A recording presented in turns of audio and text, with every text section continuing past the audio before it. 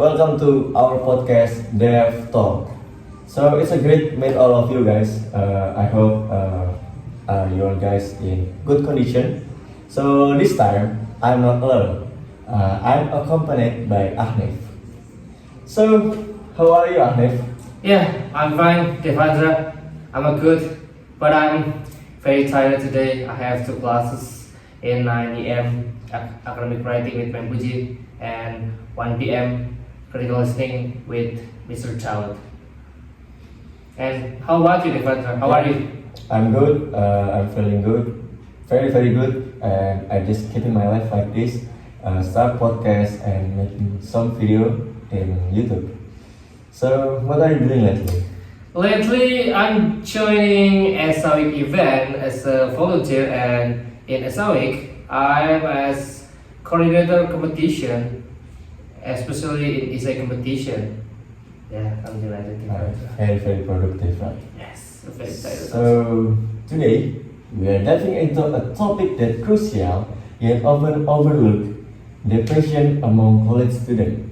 Life on campus comes with a lot of ups and downs, and for many, the stress can lead to something more serious like depression. To discuss this with me today, I'm joined by my good friend Ahnif. Yes, this is such an important issue. College life can be a time of huge change and excitement, but it can also be incredibly challenging. Academic pressure, social expectation, and for some being away from home for the first time, it can be a lot. What's your perspective on why depression is so prevalent among students today? Maybe I think one major factor is the sheer pressure to succeed. Many students juggle a demanding academic schedule, extracurricular, maybe even part-time jobs. It's not unusual to feel overwhelmed. Recent data suggests that more than 30% of college students report symptoms of depression. Imagine that, almost 1 in 3 students, and that doesn't even account for those who haven't recognized or admitted they might be struggling. Wow, that's an eye-opening statistic. Yeah. Besides academic, I think social factors also play a huge role. University life is also full of new people, but not everyone feels comfortable in these social settings. And some even experience aloneness. Being away from family and having to make new connections can make some feel isolated, which can contribute to depression. Yeah, absolutely. The transition from high school to college can feel like a huge leap. Suddenly, students are in new environment, surrounded by new people, and may feel out of place. The pressure to fit in socially, on top of managing everything else, can be exhausting. I've even heard some students describe it Minecraft mode, survival mode. Yes, Yeah, of course. survival mode. Yes, and on top of that, many students feel to need to appear strong, like they have it all together. There is a real stigma around mental health issue on campus, where people might feel embraced or even ashamed to admit they is very struggling, so they keep everything bottled up instead of seeking help. Yeah, that's true. I think the stigma really prevent people from accessing resources that could actually help them. For example, many campuses provide counseling service or mental health supports, but students often hesitate to use them, worrying others might judging. Yeah, you know. Yes, it's so unfortunate. There is a misconception that going to a counselor means you're weak or unable to handle things. But the truth is, seeking help actually takes a courage and self-awareness. It's a strength, not a weakness. Exactly. Mental health issues don't just go away by ignoring them. They usually need active management, just like any physical health condition. Speaking of which, maybe we could talk about symptoms of depression to help students recognize them early on. Yes, definitely. Some of the signs of depression include prolonged feelings of sadness, loss of interest in activities you used to enjoy, and trouble sleeping. These are more than just bad days, they are ongoing and can last for weeks or even months. Alright. There are also physical symptoms like chronic fatigue or difficult concentrating. Many students overlook this sign because they are focused on their studies. But if you're constantly feeling exhausted or can't focus, it's a sign that something might be wrong. It all comes down to self-awareness. College students need to pay attention to their feelings and acknowledge when things feel off. Ignoring mental health can have long-term impacts. So if you feel something is not right, it is crucial to reach out for help. And speaking of health, let's discuss some ways to maintain mental health. Besides counseling, there are a lot of daily practice that can really help. Definitely. First, maintaining a healthy sleep schedule is essential. A lot of students don't realize how much lack of sleep can affect their mood and stress level. Right? It's hard to overstate how important good sleep. Plus, regular physical activity can boost your mood significantly. Even if it's just sort of walk around campus, it can help clear your mind and reduce stress. And then there is nutrition. Eating a balanced diet and avoiding too much junk food, it really impacts how you feel. Your brain and body need good fuel to function well.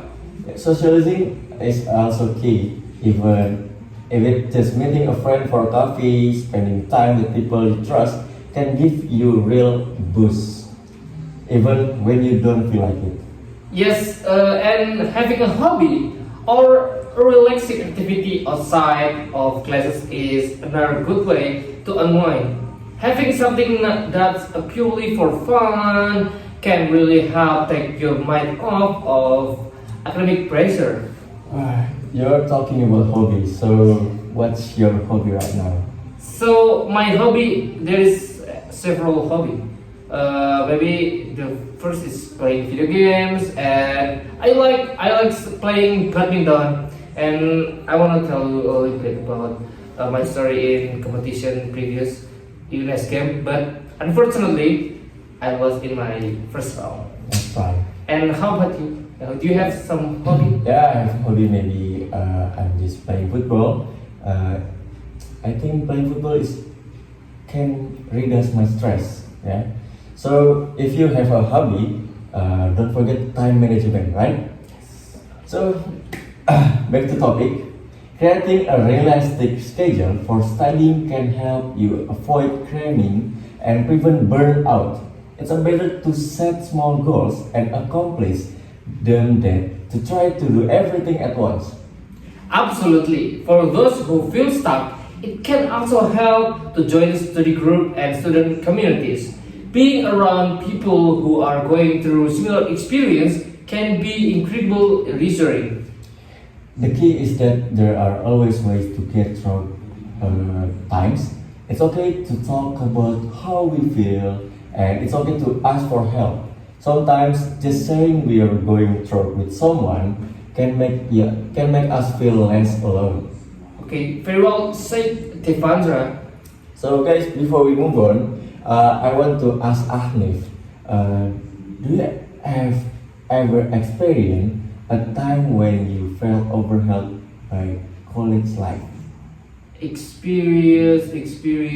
Oh, of course, I have about experience about that. In my experience, when my friends from semester 1 until semester 3 had to part ways.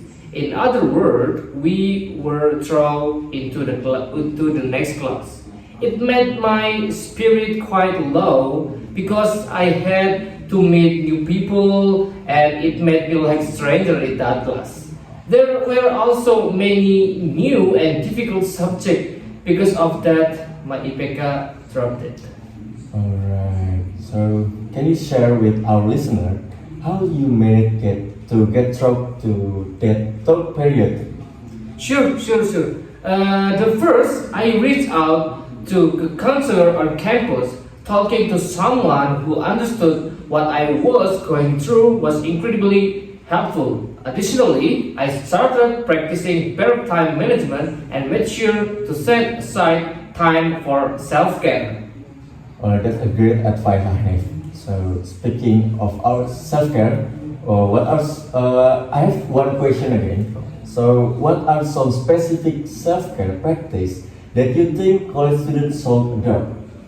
Well, self-care can be different for everyone, but some universal practice including getting enough sleep, eating healthy, exercising regularly, and taking breaks when needed. It is also important to engage in activities that you enjoy that help you relax. Yeah, absolutely. And now let's talk about the role of social support in dealing with depression. So, in your opinion, how can friends and family play a crucial role in student mental health? My friend and my family can be students' or greatest support system. They can offer a listening ear, provide encouragement, and help with practical support, like studying together or sharing responsibilities. It is important for students to know that it's okay to lean on their loved ones during tough times. Yeah, I agree about that. On the flip side, how can the student recognize if a friend is struggling with depression and what can they do to help?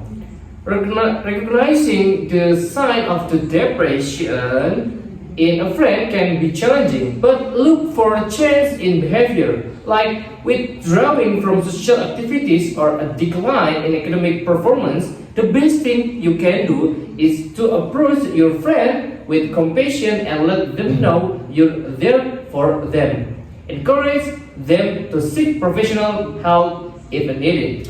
Alright, excellent point. So now, let's shift gears a bit. What about the role of technology in mental health? Can social media and other digital platforms be both a help and a hindrance? So, technology can be a double-edged sword.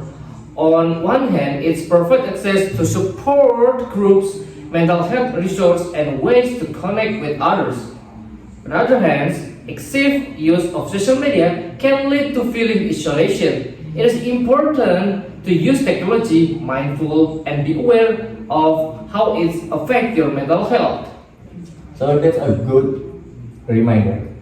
And lastly, what are your thoughts on the importance of building resilience in college students?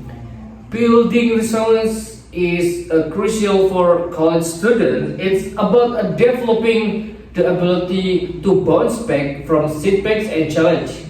This can be achieved through positive thinking, setting realistic goals, and learning from failures. Resilience can help students navigate to the ups and downs the college life more effectively. Yeah, religion is a key indeed. Well, Ahnif, it seems like we covered a lot of ground of today. Is there anything else you'd like to add before we wrap up?